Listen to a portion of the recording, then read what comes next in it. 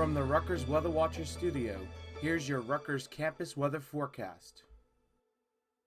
Good evening, I'm WeatherWatcher Samantha Donner, and I'm going to bring you your weather for this week, and you're going to see a large sporadic of temperatures throughout this week. We have a very interesting week, so let's get right into it. So starting off, our temperatures are rather low this evening. Not as high as the average, being like 47 and the lowest being 28. So slightly below what we're used to. So it's an average, a little bit of a colder night, but it's nothing compared to the extreme where in 1946 actually, the highest temperature on a day like this was 70. So it's really far from the extreme that happened back in the day, and the low happened back in the day at 1943. If you look closer, you'll see that the sunset tonight will be at 5:54 p.m., with the sunrise following at 6:25 a.m.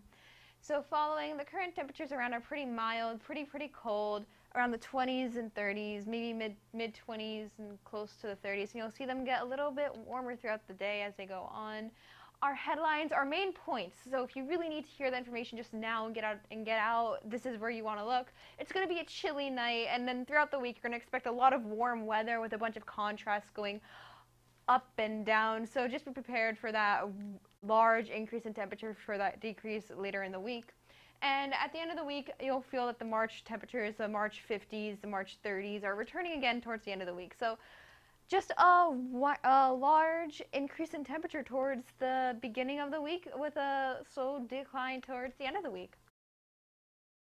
If we look at our radar and satellite imagery, we'll see that it's pretty mild in New Jersey, not much to report on. However, if you look at the larger scale of things, the global scale, you'll see that a low pressure zone is forming just around this area.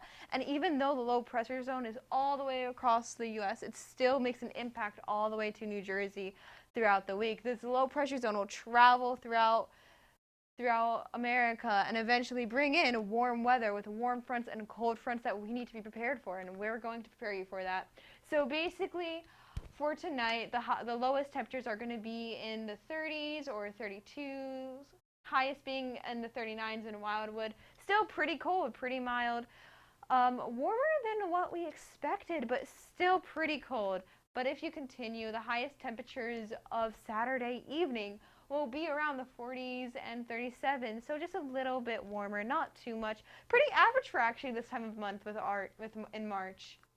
But if you look closely, following Sunday around 7 a.m., you can see remnants of a warm front coming through, and you can already see that rise in temperature. Millville being at 60 degrees, or Camden already going to 57 degrees, so the temperature is really increasing, and you can see that all that is actually associated with that warm front, but it gets warmer than this. When the warm front actually passes, Millville gets up to 68 degrees, Camden 68, New Brunswick will also be around 67 degrees. This is really warm, really all associated with that one warm front we're going to be getting towards the beginning of the week. You could even see temperatures maybe even hit into the 70 degrees at the highest.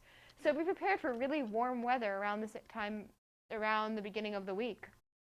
If we continue forward, you're going to see after that warm front passes, we're going to be hit with a cold front actually. This is all associated with that one low pressure zone that traveled across the nation like I was speaking of.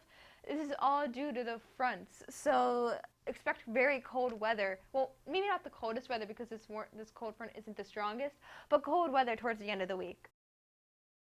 Tonight, we have it's partly cloudy, as I said, pretty cold, nothing too extreme, around the 20s and 30s, and it's probably going to stay like that. And starting tomorrow morning, it's going to be a frigid morning, around the same temperature it was last night at 24 degrees. It's going to be frigid, but as the day goes on, it's going to warm up. So it's not going to stay 24 degrees the entire day. So we should be expecting a bit of warmth throughout the day. Not too much like that warm front, but still a bit of warming throughout the day.